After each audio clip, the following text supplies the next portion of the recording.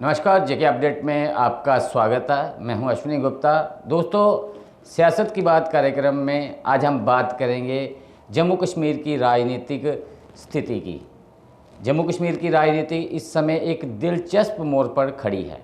सत्ता में बैठी नेशनल कॉन्फ्रेंस के भीतर अचानक उठ रही आलोचनात्मक आवाज़ें इस ओर इशारा कर रही हैं कि सब कुछ सही नहीं चल रहा है।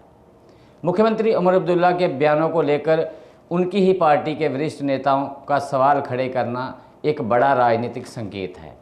ये सवाल अब सार्वजनिक विमर्श में है कि क्या ये महज असंतोष है या फिर अंदर ही अंदर कोई बड़ा राजनीतिक खाका तैयार हो रहा है। बड़गाम से सांसद आगा सैयद रहुल्ला मेहंदी ने उमर अब्दुल्ला के उस बयान को चौंकाने वाला और जनादेश के खिलाफ बताया जिसमें उन्होंने कहा कि मैं लोगों से नहीं डरता। ये बयान तब आया जब जनता आरक्षण और अधिकारों के प्रश्न पर सरकार से राहत की उम्मीद कर रही है। चुनाव से पहले जनता से वादा था कि 5 अगस्त 2019 के निर्णय के खिलाफ लड़ाई लड़ी जाएगी, लेकिन अब संघर्ष को सिर्फ राज्य के दर्जे तक सीमित किया जा रहा है। जनता के विश्वास पर यह सीधा कुठाराघात है। उन्होंने ये भी याद दिलाया कि एनसी स्मार्ट मीटरों का विरोध करती रही, पर अब सरकार उसी नीति का समर्थन कर रही है। उनकी पीड़ा इस बात पर है कि अगर वह फिर जनता के बीच जाएं तो क्या जवाब देंगे। वही राजनीति में धीर गंभीर समझे जाने वाले मियां अल्ताफ़ अहमद लारवी का मुखर होना पार्टी के भीतर तनाव की गंभीर तस्वीर को पेश करता है। उनका बयान और भी कड़ा था। सत्ता में आने के बाद राजनीतिक व प्रशासनिक स्तर पर कोई प्रगति नहीं। युवा बेरोजगार भर्ती प्रक्रिया अब तक शुरू नहीं। एनसी का फोकस मुद्दों से भटककर सिर्फ सत्ता की राजनीतिक बहस पर सिमट गया है।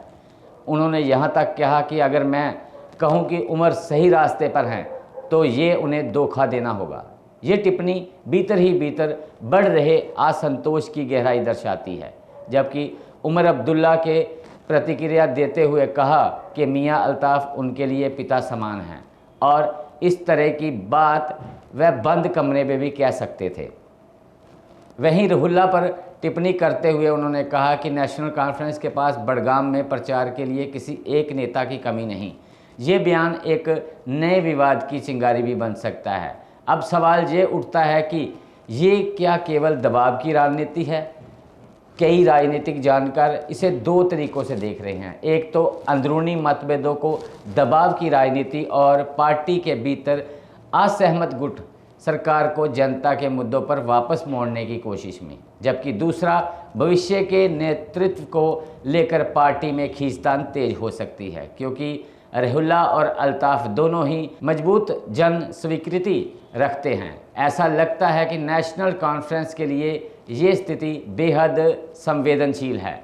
अगर पार्टी नेतृत्व समय रहते मुद्दों को हल नहीं करता है तो सरकार का प्रदर्शन सवालों के घेरों में रहेगा, अंदरूनी बगावत और तेज होगी, विपक्ष को बड़ा राजनीतिक मौका मिलेगा।